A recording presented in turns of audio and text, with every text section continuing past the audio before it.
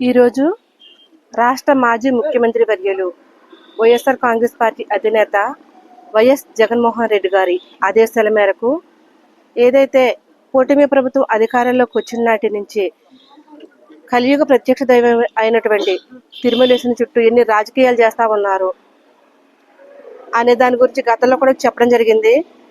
ఈరోజు అంత గొప్ప పుణ్యక్షేత్రంలో టీటీడీ చైర్మన్ పదవిలో ఉన్నటువంటి ఒక వ్యక్తి అతను ఛార్జ్ తీసుకున్నప్పటి నుంచి అక్కడ జరుగుతున్నటువంటి ఎన్నో అసాంఘిక కార్యక్రమాలు కావచ్చు, ఎన్నో అపచారాలు కావచ్చు, వీటన్నిటి మధ్యన కూడా ఇంకా వ్యక్తిని తొలగించకుండా ఖండించేయడంలో కూటమి చేస్తున్నటువంటి కుట్రలు బయటపెట్టాలనే ఉద్దేశంతో మా పార్టీ అధినేత జగన్మోహన్ రెడ్డి గారి ఆదేశాల మేరకు ఈ రోజు రంపచోడవరం నియోజకవర్గంలో పోలవరంలో ఉన్నటువంటి వెంకటేశ్వర స్వామి గుడిలో పూజలు చేయించి త్వరగా టీటీడీ చైర్మన్ పదవి నుంచి తొలగించాలని చెప్పేసి పూజలు చేయించి మేము అందరం కూడా ఈ ప్రెస్ మీట్ ఇవ్వడం జరుగుతూ ఉంది. ఎందుకంటే మా నియోజకవర్గానికి సంబంధించిన ముఖ్యమైన నాయకులందరూ కూడా ఈ కార్యక్రమానికి హాజరవడం జరిగింది. ఎందుకంటే గతంలో ఎప్పుడు లేని విధంగా ఏదైతే ఎల్లో మీడియా 2019 నుంచి 24 వరకు కూడా ఏదైతే ఎల్లో మీడియా టీటీడీకి సంబంధించిన వాటి మీద బురద జల్లుతా ఉందో, ఈ రోజు వాళ్ళ కూటమి ప్రభుత్వం అధికారంలోకి వచ్చిన తర్వాతే టీటీడీలో ఎప్పుడు జరిగినటువంటి అసాంఘిక కార్యక్రమాలు కానీ అన్ని జరగడం మనం చూస్తా ఉన్నాము.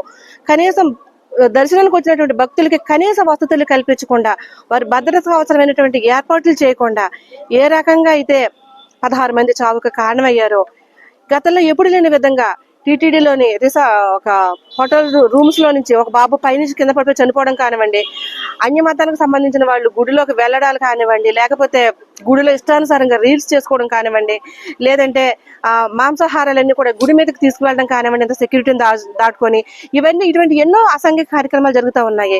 తీరా చూస్తే ఎవరైతే టీటీడీ చైర్మన్ గా ఉన్నారో బిఆర్ నాయుడు, అతని మీద పదవి ఇచ్చినప్పటి నుంచి కూడా అనేకమైనటువంటి ఈ ఎల్లో మీడియా ఛానల్లో ఎన్నో ఆధారాలు చూపిస్తా ఉన్నాయి అతను కరెక్ట్ కాదు పదవికి అని చెప్పేసి.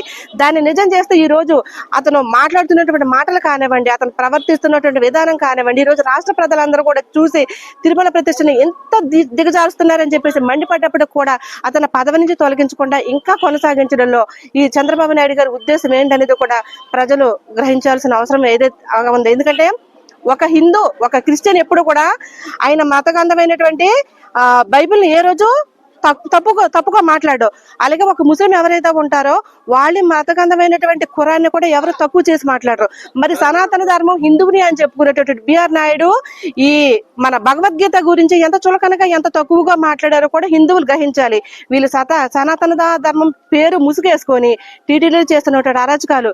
అదే లడ్డూకు సంబంధించిన విషయంలో మనం చూసుకుంటే, గత ఏడాది లడ్డూకు సంబంధించిన విషయంలో చూసుకుంటే ఎక్కువ ఉత్సాహం చూపించేసి ఈ రోజు సిట్టు సిబిఐ రిపోర్ట్ ఇచ్చినా కానీ వీళ్ళు కాదు నిజంగా అది ఎనిమల్ ఫ్యాట్ కలిసిందని చెప్పేసి అడ్డంగా వాదిస్తున్న వీళ్ళు ఈ రోజు కంటికి ఎదురుకుంటా బిఆర్ నాయుడు గురించి ఇన్ని సాక్ష్యాలు కనిపిస్తున్నా కూడా అతని మీద ఎందుకు చర్యలు తీసుకోవట్లేదు చంద్రబాబు నాయుడు గారు అనేది ఒకసారి ప్రజలు కూడా ఆలోచించాలి.